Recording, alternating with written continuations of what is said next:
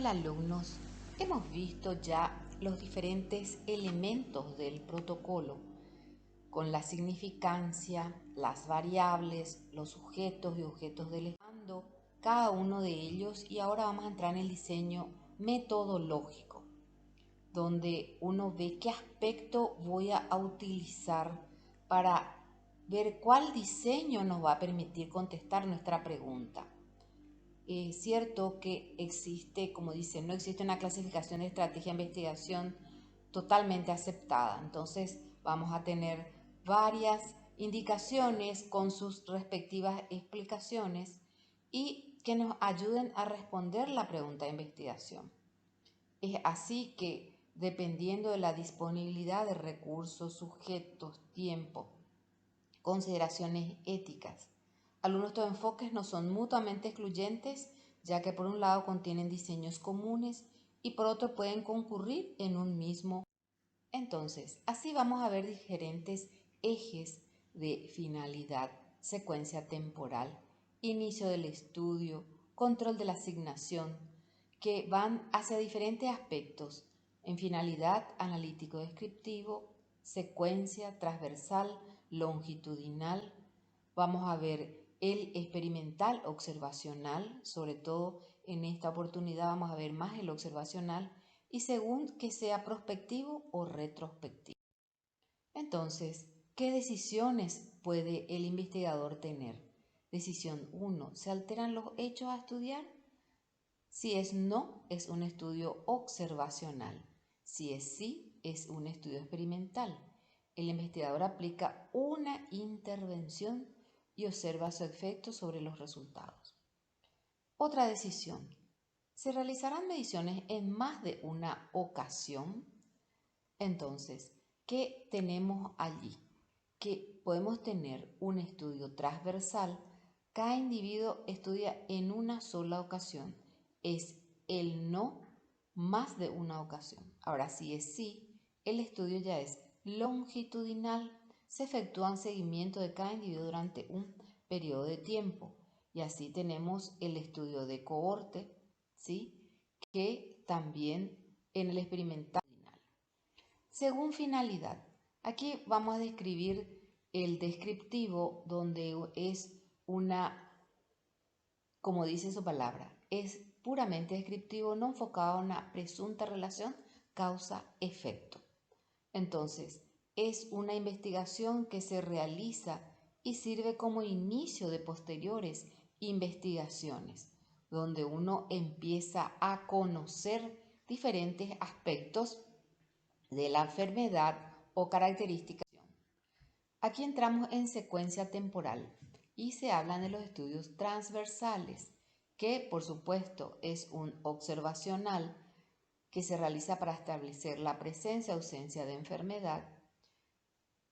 Se investiga exposición o no en el mismo momento, por eso se utiliza la palabra transversal. Se las conoce como estudios de prevalencia, entonces son los indicados para estudios de prevalencia. Y las diferentes variables que interactúan representan lo que está pasando en un solo momento del tiempo. Entonces, no es longitudinal. Entonces, se relacionan con diferentes elementos, no tiene grupos de comparación y es la producción de estimaciones de la prevalencia de la población con la característica de interés, para resaltar que transversal está dirigido a prevalencia. ¿Y cuál es la utilidad del estudio transversal? Describe variables y sus patrones de distribución. Examina las posibles asociaciones. Es cierto, no da esa relación causa-efecto. Examina la posible asociación. La ventaja establece la prevalencia, es rápido en el tiempo y económico. Primer paso para otros estudios, como vamos a ver, forma parte de cohorte. Definen características demográficas y clínicas, revelan esas posibles asociaciones, evitan problemas económicos. Ahora, en cuanto a la desventaja, dificultad para establecer relaciones causales, no son adecuados para enfermedades raras, son susceptibles de sesgo de prevalencia, ¿sí? Entonces, es así que vemos este esquema de diseño transversal donde uno tiene dentro de la muestra la población con característica específica de exposición de enfermedad, aquellos expuestos con la enfermedad, sin la enfermedad, no expuesta, sin enfermedad y no expuesta con la enfermedad. O sea, tenemos una combinación de todos ellos. Y es interesante recordar por qué hablamos en prevalencia de los estudios transversales, porque aquí es donde uno tiene un tiempo único. El numerador están todos los casos en estudio y en el denominador todas las personas estudiadas. Es un cociente, a diferencia de incidencia, ¿sí? Que vamos a ver en los estudios longitudinales de cohorte, donde en el numerador aparecen los casos nuevos. Entonces, aquí tienen un ejemplo de diseño e investigación transversal donde identifican los agentes etiológicos y así describe qué tipo es su diseño. Es descriptivo, transversal, donde indica qué aspectos se van midiendo, qué variables se van midiendo. Ahora vamos a ver también el inicio del estudio en relación a la cronología de los hechos. Es otro eje, ya que aquí hablan de las palabras que se denominan prospectivos y retrospectivos, ¿sí? Donde si bien pueden ser, hay veces, o sea, es un poco de confusión cuando lo utilizamos al prospectivo, donde aquellos estudios cuyo inicio es anterior a los hechos estudiados y los datos se recogen a medida que van sucediendo. O sea que va por delante la toma de los datos. En cambio, el retrospectivo son aquellos cuyo diseño es posterior a los hechos estudiados. Entonces uno hace en forma retrospectiva y los datos se obtienen de archivos o de los sujetos o los profesionales refieren. Hoy día mencionan de personas ya fallecidas de la toma de nasofaringia que son COVID positivas, pero ya es algo retrospectivo. Entonces, aquí vamos a otro eje de finalidad en relación a lo analítico. Y en primer caso vamos a tener estudios de cohorte, que si bien es una terminología donde se hablaba de la unidad táctica del ejército romano, que a lo largo de la historia tuvo diferentes conformaciones. Cohorte es un número, un conjunto. Entonces, así es que vamos a tener cohorte para describir la incidencia, ¿sí? Entonces, la diferencia de que en cohorte, que es analítico, uno determina la incidencia, ve los casos nuevos. Aquí, ¿sobre qué aspecto vamos a trabajar? Vamos a ver a un grupo expuesto y a un grupo no expuesto a un fenómeno o evento de salud que sea de interés. Y aquí los estudios son longitudinales porque se realiza más de una medición a través del tiempo, ¿sí? Por eso es longitudinal. Entonces tenemos la combinación de analítico, que es el diseño de cohorte, y por otro lado, que es longitudinal en el transcurso del tiempo. ¿Qué otros aspectos más tiene el diseño de cohorte? Así como se había dicho, tiene un aspecto descriptivo, describe la incidencia de ciertos efectos o desenlaces a medida que pasa el tiempo, y el aspecto relevante, analítico, analizar las asociaciones existentes entre los factores de riesgo y dichos desenlaces. Entonces, ¿cuál es el esquema que se tiene? Tenemos una muestra representativa donde hay personas con el factor de riesgo presente y con el factor de riesgo ausente.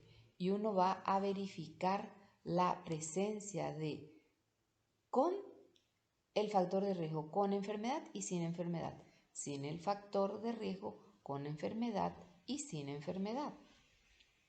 Entonces, es así que se van teniendo los pasos. Y recuerden, en una cohorte uno mide la variable o tiene la variable predictora y que es el factor de riesgo presente ausente. Y vamos a buscar las variables de desenlace, enfermedad presente o ausente. ¿Cuáles son las ventajas? ¿Sí? Es la única manera directa de establecer incidencia. La exposición puede obtenerse sin los sesgos que pudieran producirse si ya se supiera el desenlace. ¿Por qué? Porque uno hace un estudio longitudinal y acá vemos la relación entre la exposición y muchas enfermedades. Ineficiente, ¿para qué? Pues debe incluirse muchos más sujetos que los que experimenten el resultado de interés, porque si vamos a hacer algo longitudinal, no podríamos seguir o no se le puede usar para enfermedades raras. Es costoso por requerir largos periodos de tiempo y los resultados están disponibles a largo plazo. Pueden evaluar los efectos de la exposición a relativamente pocos factores. Entonces esas son las desventajas.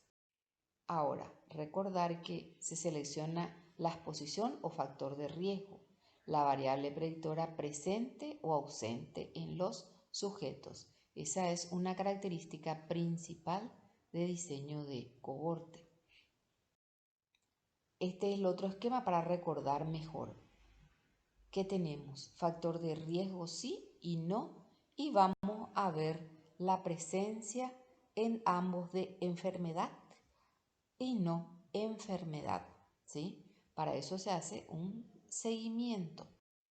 Entonces tenemos por eso esta tabla de 2 por 2 donde vemos el factor de riesgo y vamos a ver los que sí tienen la enfermedad, los que no tienen, si tienen o no la enfermedad.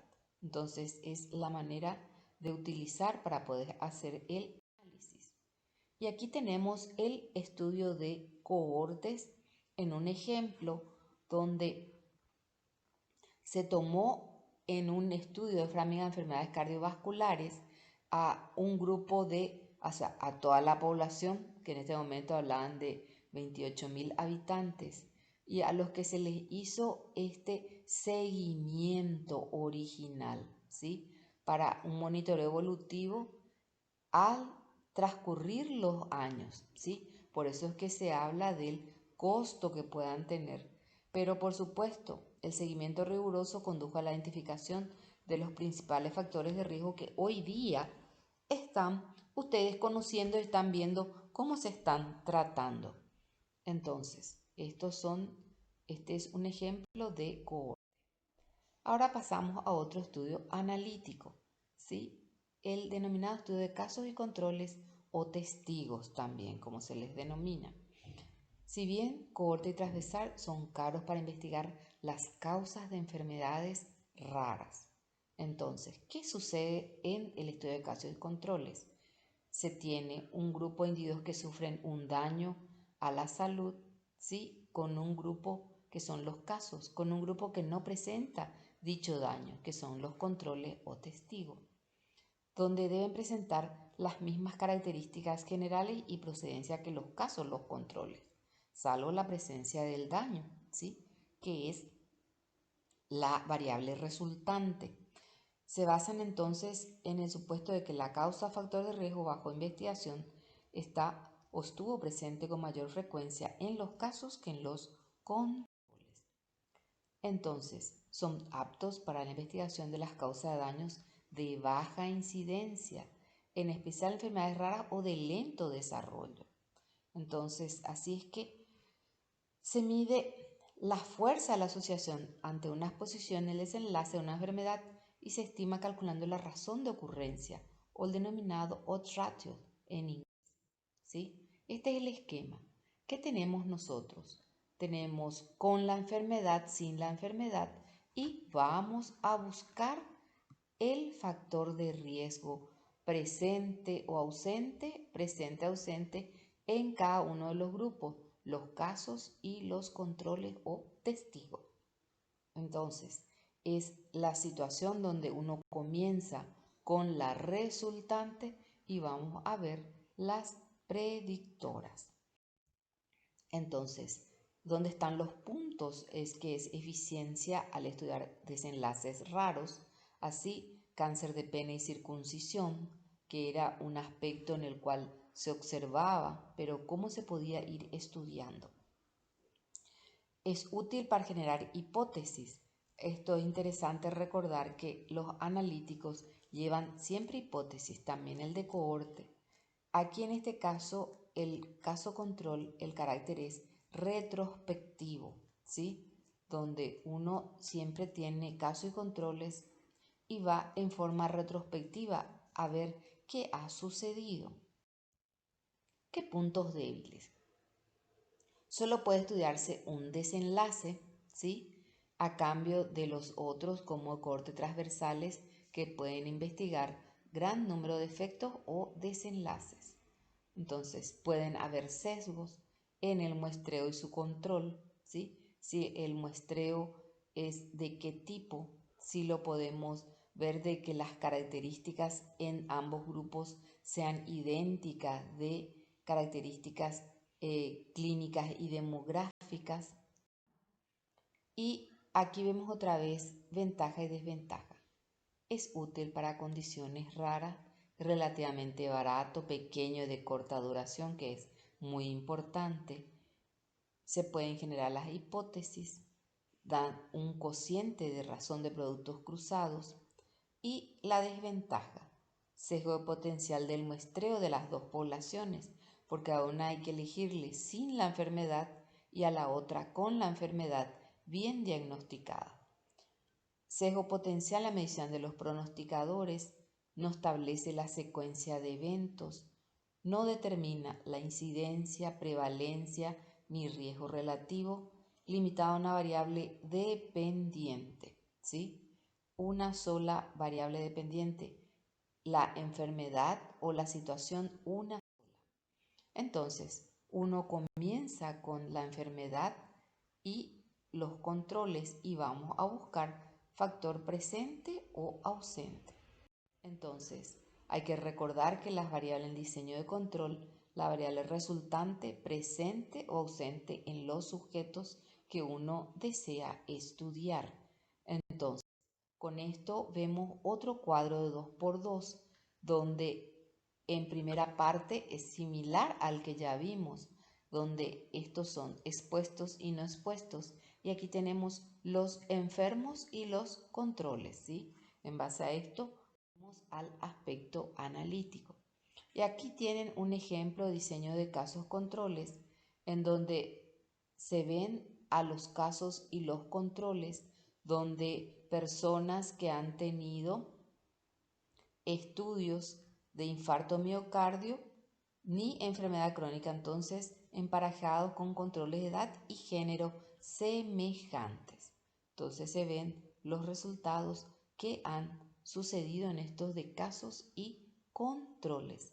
Se comienza por la resultante y vamos a ir viendo el